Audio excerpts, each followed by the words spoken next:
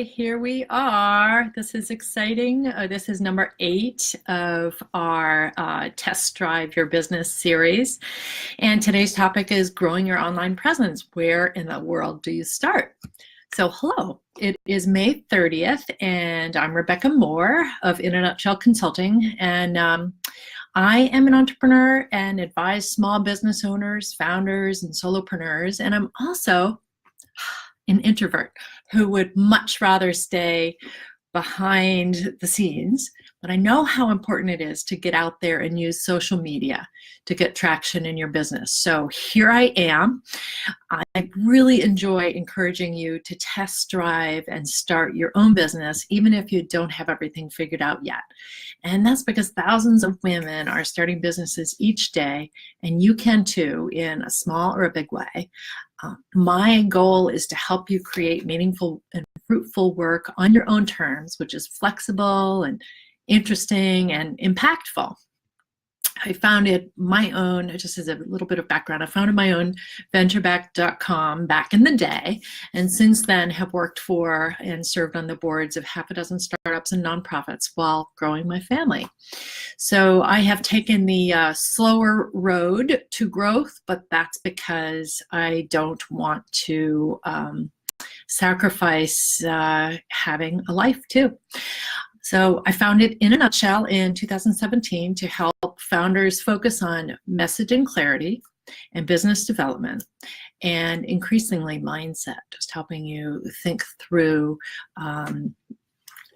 really how to get over all the hurdles. And together we get you out of overwhelm and into action with bite-sized steps. So enough about that. Let's talk about the topic for today, but I just want to give you a little context. So growing your online presence.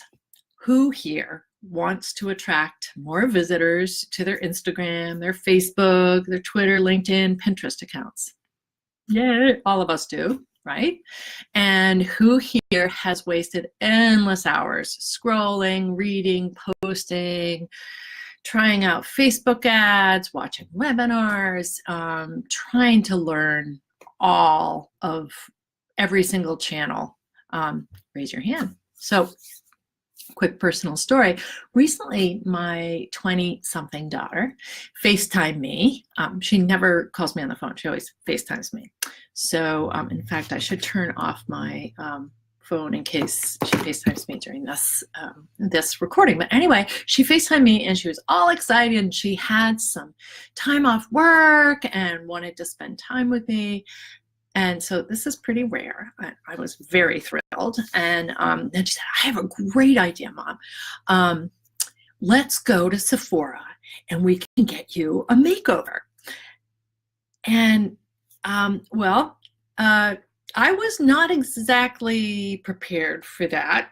So it kind of resulted in a bunch of thoughts like, do you think I need a makeover? Do I look that bad? Blah, blah, blah. So luckily, Sephora was totally booked, and I got out of it and we found something else fun to do.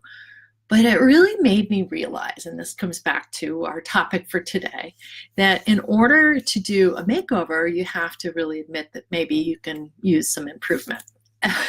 And we can all use a little improvement, not only in our bodies, but in our business. And when it comes to having an online presence, sometimes it's hard to know which improvements are going to have the most impact on your business.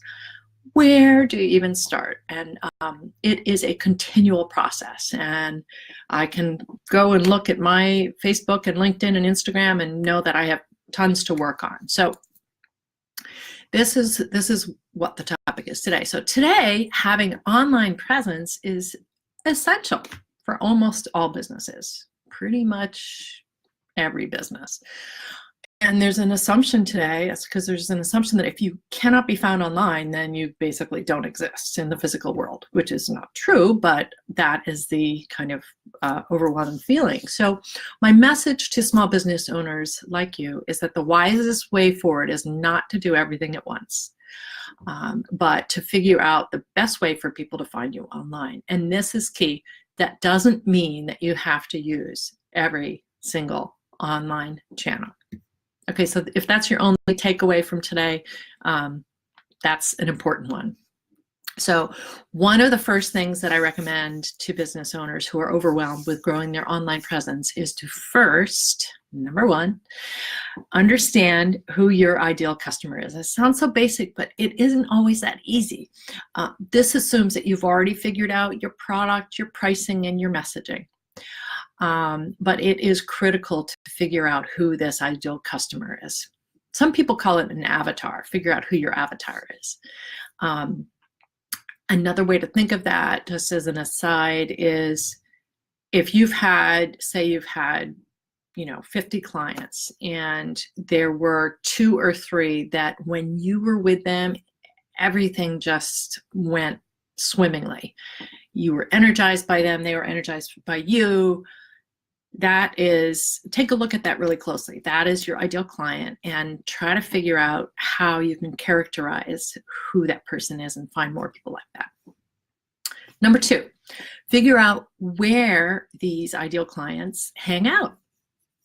Again, it sounds obvious, but sometimes it isn't necessarily intuitive. Do they hang out on Facebook? Do they use Instagram more?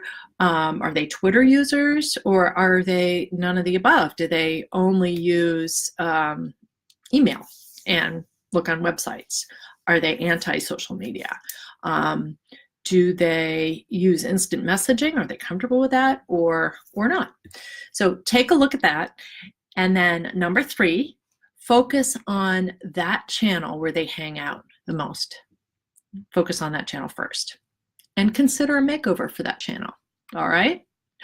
So it can use some improvement. Take a look at it, drill down, review, and refine it. And look at your messaging, look at your analytics. What is your baseline, and how can you improve your metrics? And number 4, my recommendation is to block out time each week to engage your visitors on that particular social media channel. Start learning about them, offering them valuable information, get to know them, show up consistently, rinse and repeat. So those are my basic recommendations for today. I want to keep it really short today because last week's was a bit too long. But before I wrap up, I should add a side note.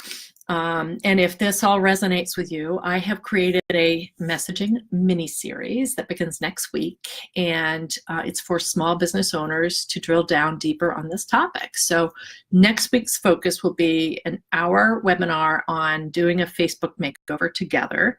We'll all be working on this together, and I'll give you my top tips, and then there'll be time for Q&A. And then the following week will be an Instagram makeover. And this is followed by one-on-one, both of these webinars will be followed by one-on-one consultations with me through Zoom to just look at your messaging, and really tweak your messaging and fine-tune it. So there's a link on that if you're interested, and there's a few spots left. Starts next Wednesday, June 5th. And then the next Pepper Lane booth, for those of you who asked and who I saw at Discovery Day last week, will be in Lexington at Lexington Wealth Management at 10:30 on June 14th. Oh, and I'm getting a phone message. This is live here, so I'm going to say, sorry, I can't talk right now. Okay, so to wrap up, the very first thing to grow your online presence is 1, understand your customer really well. 2, figure out where they hang out, which channel. And 3, focus on and fine-tune your messaging through a makeover. And finally, 4, make time to engage with that community on a regular basis and consistently. Hope that was helpful. Please send me your questions about your business challenges, and tune in again next week. And if you want to get in touch with me or get in touch with other founders, subscribe to my In a Nutshell news and follow me on social. It's at In a Nutshell CEO. And that is my story for today, in a nutshell. Bye.